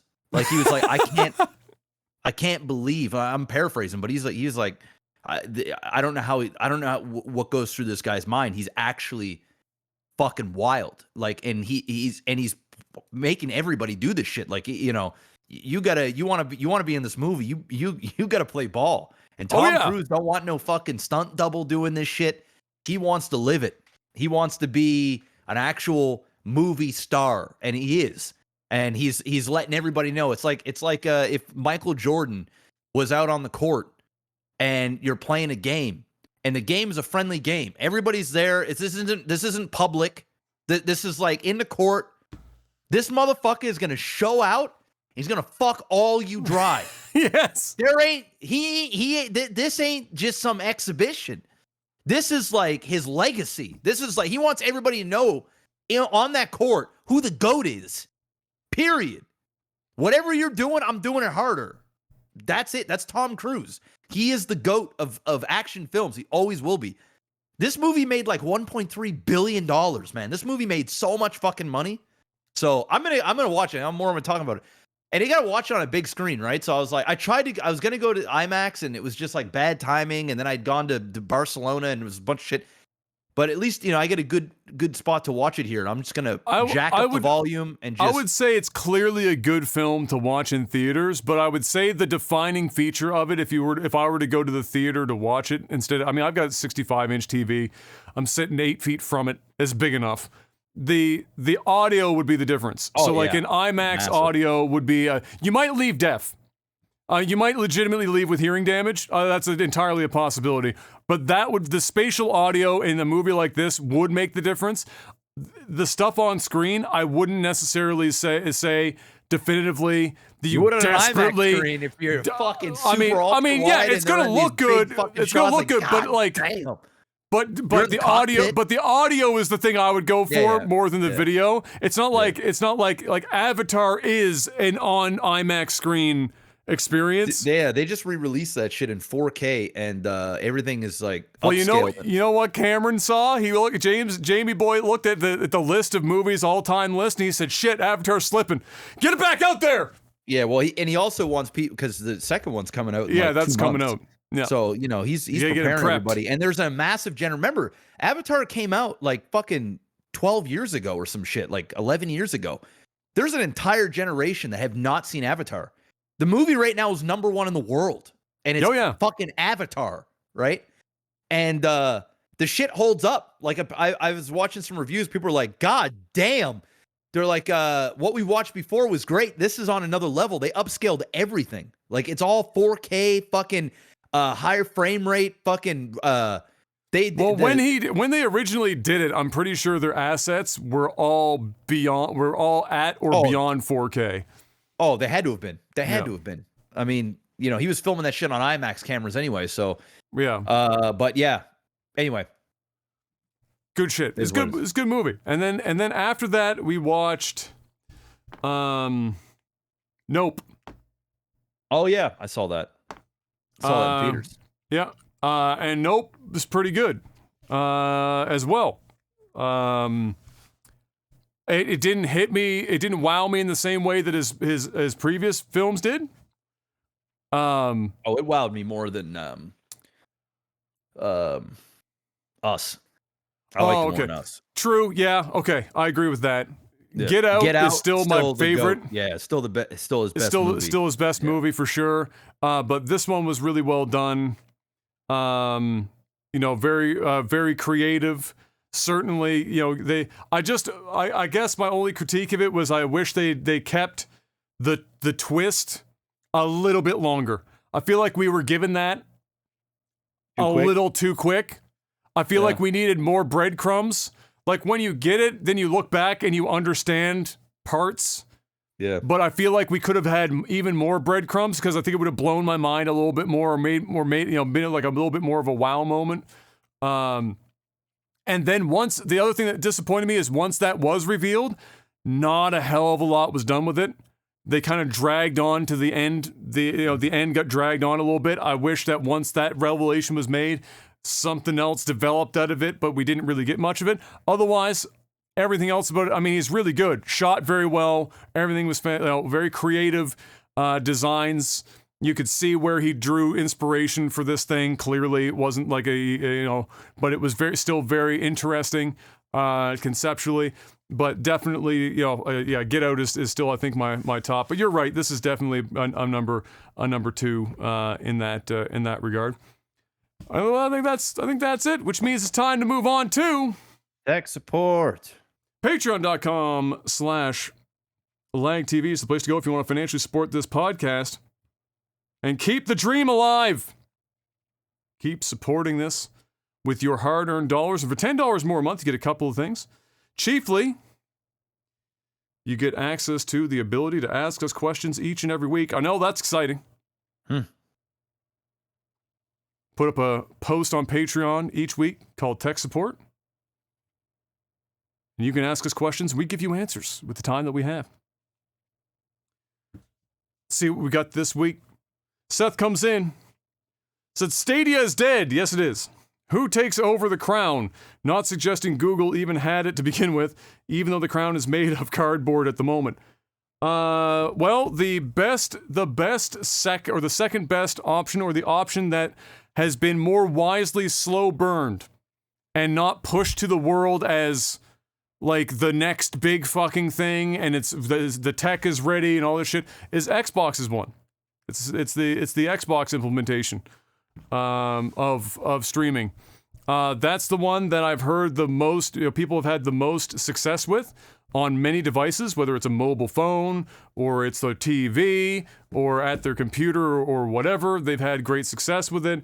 They still, mentioned, of course, the tech is still in its infant stage, in that it's not perfect. The input latency can sometimes be a little weird, or the quality is become obvious depending on the connection quality, things of that nature. But that's really it. I mean, I don't think PlayStation's implementation has been looked upon with any great fervor. I would assume for now Microsoft holds the cards in that regard, and I think they're doing it right by playing it slow. I think they know the market's not ready, the infrastructure's not there, but it's wise to start building now and then just slow feed it into the community, and that's what they've been doing. I would say they're the ones. Yeah, Stadia. Yikes. I mean, it'll be cool in the future to be able to consistently stream games to stuff like your phone and whatnot. That'll be cool. It's just that there's a lot of roadblocks in the way there before we get to that point, and not just the tech.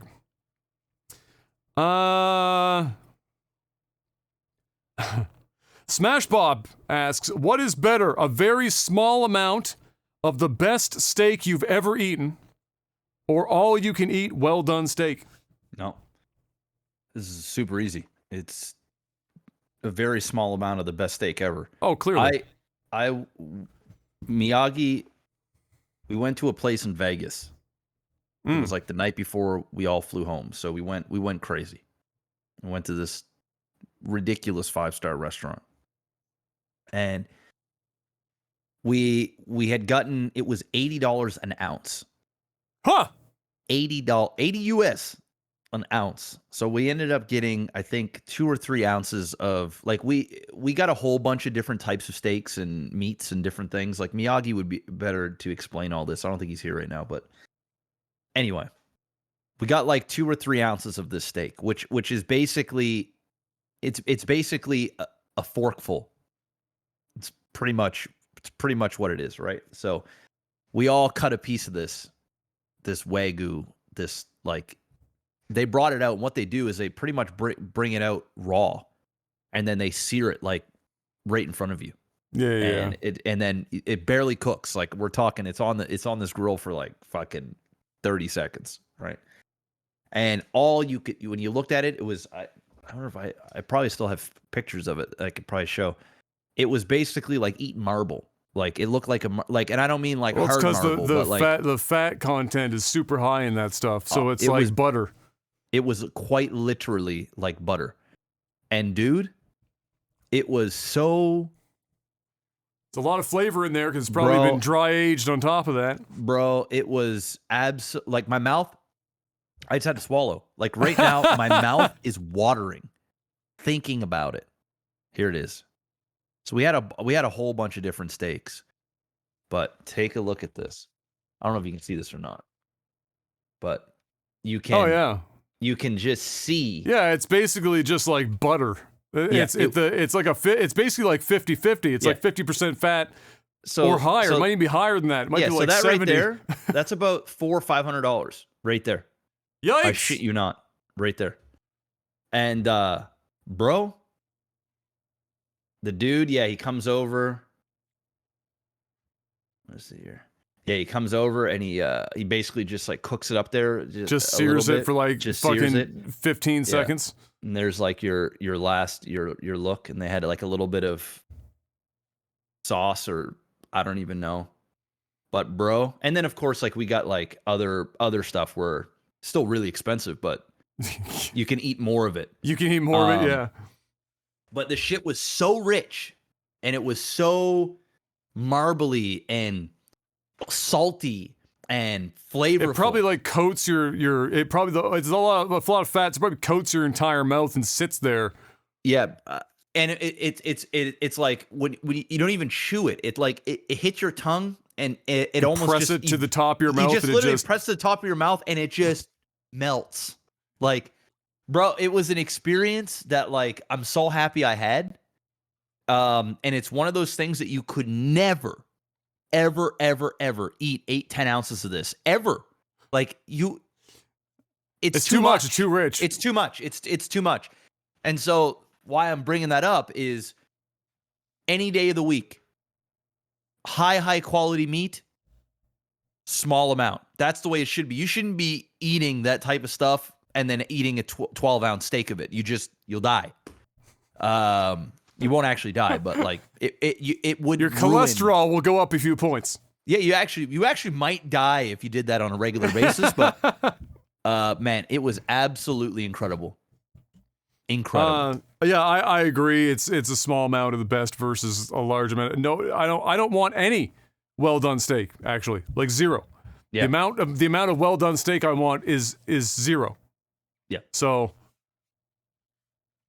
Yano asks, what are your guys' favorite exclusive games for each of the main console manufacturers? So, a PC exclusive, that's StarCraft for Jeff, it's not even a question. PlayStation, Xbox, and Nintendo. I'm going to say probably for Jeff, it's going to be, let me see if I can guess this. All right. It's going to be StarCraft on the PC. Yeah. It's going to be Final Fantasy VII on the PlayStation. Yeah. Okay. Nintendo gets a little harder, but I'm going to say Mario 64. Yep. And then Xbox, this is the real fucking... That's a tough one. This is the tough one. Shit. I'm going to say on the Xbox, Halo 2. Yep. You know me too well. You know me too well, bro. And the crazy thing is I don't even think I can call out all of Adam's favorites. Because, well, mine change. I have too many. Yeah, I'll go. Okay, so although it isn't really an exclusive anymore, but I'll go for the PC. I'll go Morrowind. Okay. For Adam. I'm just gonna say all of them. You say all of them, and then I'll tell you how accurate you were. So I'll go PC is Morrowind. Okay.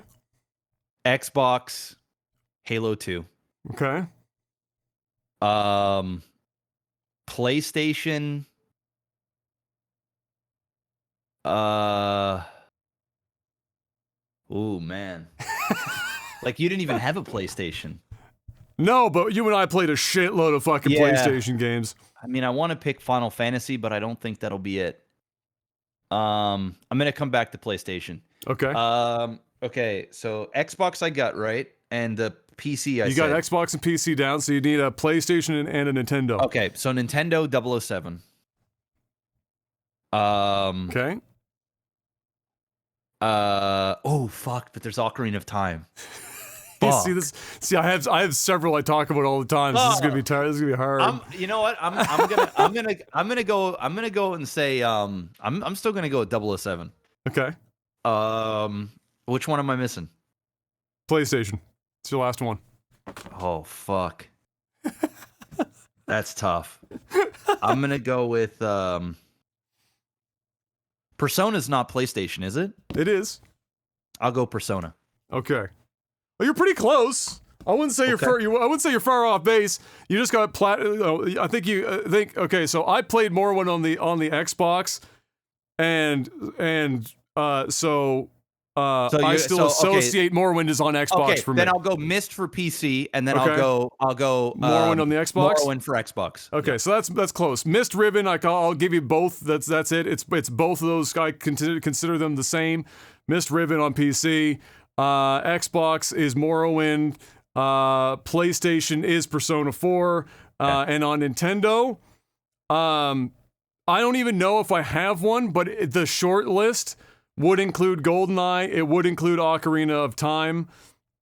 And then, depending on which one of those it ends up being, I don't fucking know, but it would be closer to Ocarina than GoldenEye. Yeah. But they're basically, I don't have like a top, but those two are like, if there was a top three, those are it. It's pretty close. On the Xbox, if it wasn't for Morrowind having been on the Xbox, if I played it on a different platform, I might change it. Halo 2 would be on the short list, or Halo CE. But yeah, that's pretty close. It's funny when you look at the eras of the games that you choose, right? It's like what age were you when all these games came out, right? It seems to play a major role. If I were to go if I were, or even younger in some instances, but if I was going to go modern, then the list gets fucking wackadoodle. Because yeah, but we're not going modern. No. You got to pick your favorite of all time, man. Those are true. them. Can't That's change true. it up now. Can't fuck with the formula. That's the one. That was the question. We answered the question. A Dent said, let's see. Okay, so A Dent asks, what would a great day look like for you? For fun, answer for each other, which is what we just did. So I'll answer for Jeff and Jeff answers for me. All right.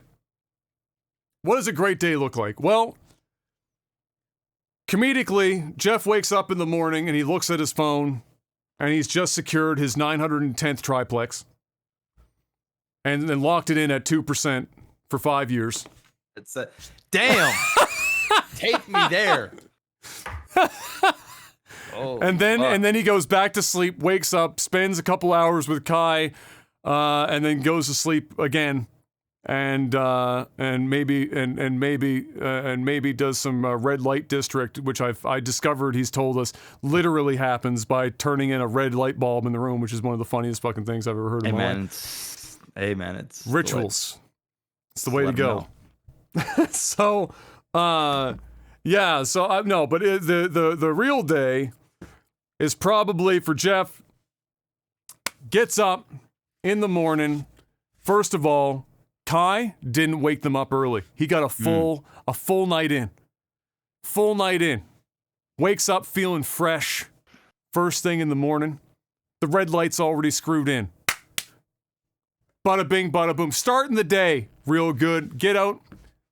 Has breakfast made for him. I don't know if Jeff knows how to cook anymore. I'm going to assume maybe. I don't. But Kayla makes breakfast for Jeff. She does. Jeff eats it outside on the deck in his lawn chair. Ooh. With the laptop in his lap. Absorbing some weird self-help book that he saw on Amazon. Maybe in audio form. Kai eventually runs outside and says, Daddy, let's play. And he says, damn it, Kai! I'm listening to Goggins for the 90th time! I need more Goggins! And then he comes down and says, all right, fine.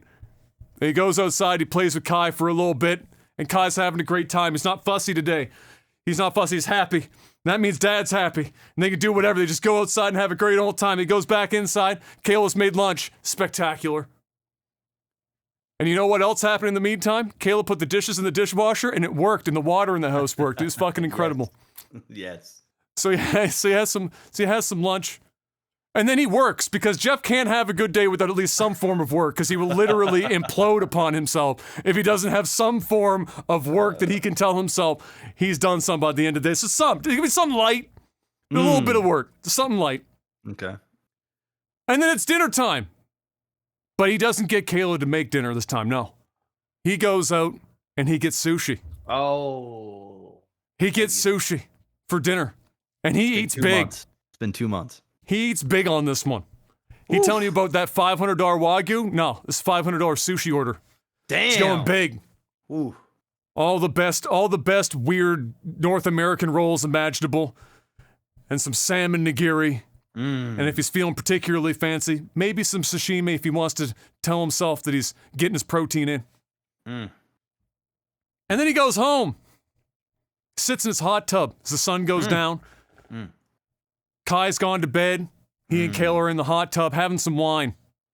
Ooh. Sun's going down. It's the fall months now. So it's only like 8-10 degrees. Not so cold that you literally cut glass with your nipples, but cold enough that the hot tub feels appropriate. Leaves starting to fall in the background, not because they've turned color, but because a hurricane just fucked the entire tree up and is dropping leaves early. But you pretend they're colored anyway. And then you go inside. And as it turns out, when Kayla put Kai down before she went and joined with a glass of wine in the hot tub, the red light bulb was screwed in the bedroom. It's round 2. Ooh. Round 2. Okay. And then he goes to sleep, blasted on weed gummies, ready for another full night. But then he's rudely awoken at like 4 o'clock in the morning because Kai woke up early because he got too good of a night's sleep, and you can only have one good day. You're not allowed to have 2. That's accurate. I like it. I mean, I'm not even gonna just, it sounds like a good day. It sounds like a great day. That sounds like a really good day. How Adam's day is gonna go. Adam is gonna sleep till 11.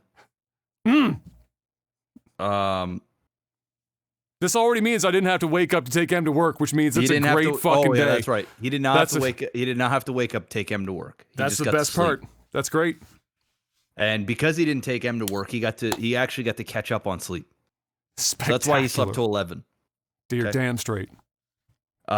He gets out of bed, takes a nice shower, takes his time, goes upstairs, have something to drink, get something light to eat, walks 3 houses down, and realizes that all the appliances that he ordered actually came in. Hallelujah! And they're not destroyed. Oh, God, yes! It's fantastic. Yes! It's a wonderful time. Give it to me. He walks in the house. He sees that the appliances are in position. Do I have countertops yet? Oh, it's all there. Oh, okay. Everything's in. This is the perfect day. This is the perfect day. Everything's in. I got countertops. Everything's in. Every countertops, refrigerators, fucking ovens that fit right. Preach. Everything is good. Church. Papa Dan is there. He's like, yo, everything's done, son. Our work here is done. It's over. Now get the fuck out of my house.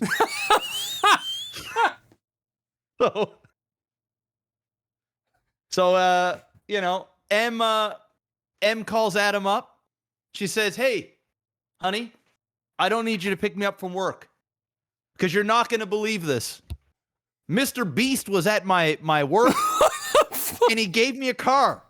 You no longer have to take me to work anymore." She can't drive, but that's okay. We're gonna pretend that she can drive right now. But he also gave it a license. No, and cred, man, Mr. Beast has got so much pull. He's got all the pull in the world, man. He's got all the pull in the world. And she managed to give Nova War a shout out during the video, and suddenly his stream has exploded. Oh no, we've gone too far now. I don't know if I can handle that. Far? Yeah, we've okay, gone too far. Okay. I don't know if right. I can handle that kind of traction. Yeah, okay. My body's not ready for that. All right, yeah, fuck all that. Something all light right. though. I'll take the car and the license. Something light. I like that. You like that? Maybe a Mr. Beast burger. Boom. That's Some it. Mr. Beast chocolate. She brought it home. The good news is the Mr. Beast burger. They didn't actually. They have other places make these burgers because it's true. And it came from Daryl's. Yeah, even better. Came from Daryl's. It was really just Daryl's burger, but with Mr. Beast wrappings on it. And low key, that shit's fucking genius. It is genius. So M comes home. She's got dinner. She's got a new car out there. She's got her license. Adam no longer has to wake up half middle of the night, take her to work. Don't have to go hit traffic the way home. Nothing. All that shit is gone. House is ready. Papa Dan, he said, "Son, I already hired the movers. I needed you out here 2 years ago. Shit's already in your house now. Everything's ready to go. You just have to basically live there." It's the greatest day of my life. Yup. M says, "You know what, Adam? It's our first night in the new house. Oh God. It's the very first night. Okay. And you know, we've been wanting to do some kinky ass shit for a long time, but we ain't gonna do it in your parents' house. It ain't gonna happen. But you're not gonna believe this. Adam or Jeff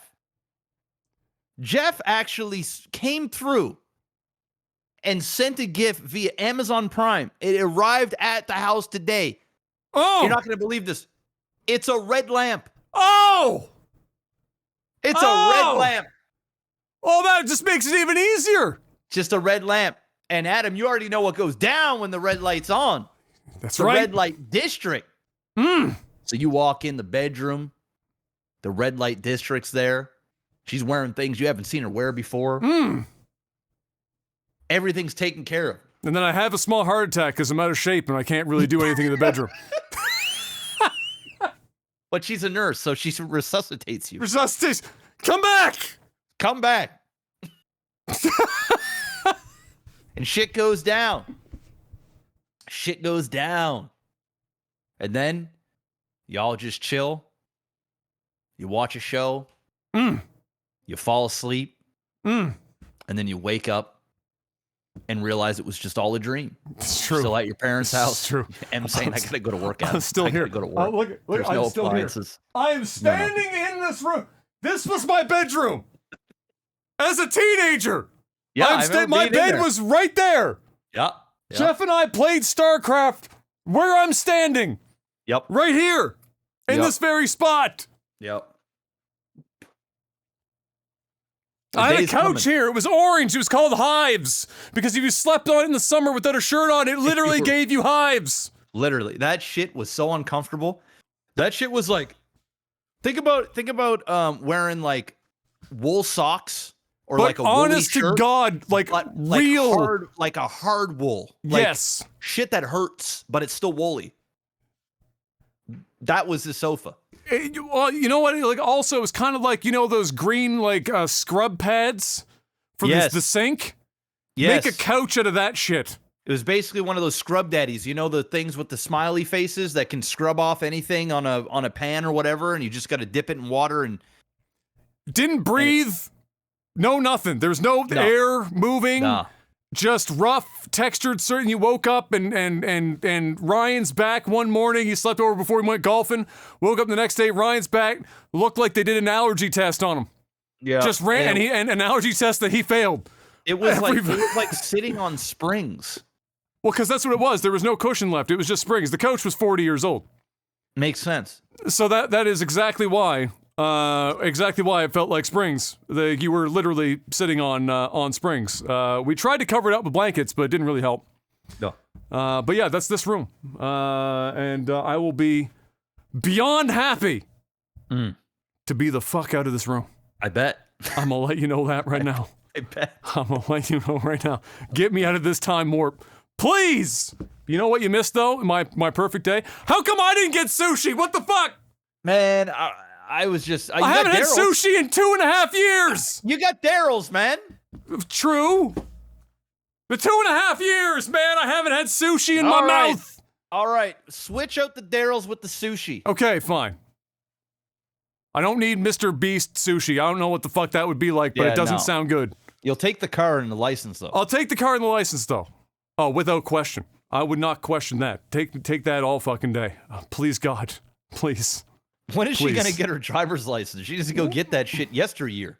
Well, I just had the end screen up for a second. So that was basically, we were going to get it right before pandemic struck, or in the midst of, but then driving schools shut down, flat out, and the DMV was like a nightmare to get in and out of to even attempt to write the beginner's license. So she has her beginners now. Like, she has that. Oh, that's so good. she can technically get out and we can practice driving.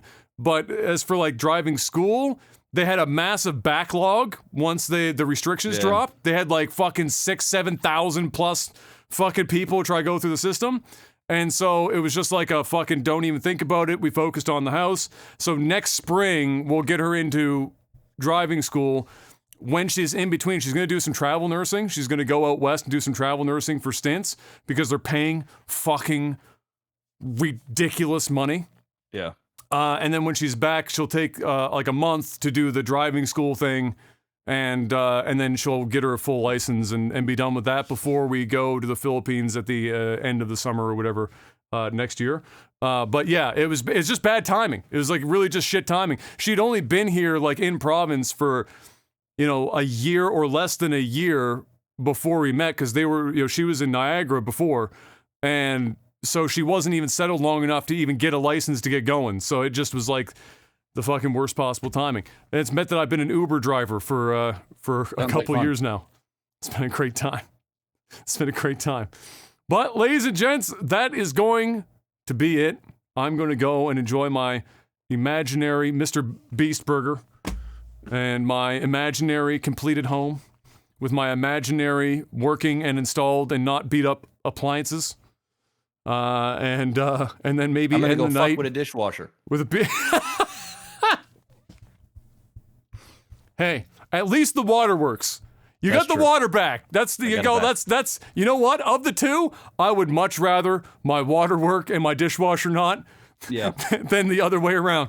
That shit wouldn't be a good time. But we'll see you guys next week. Thank you very much for stopping by. And until we see you next week, stay safe out there. Have a good one and peace. Hey.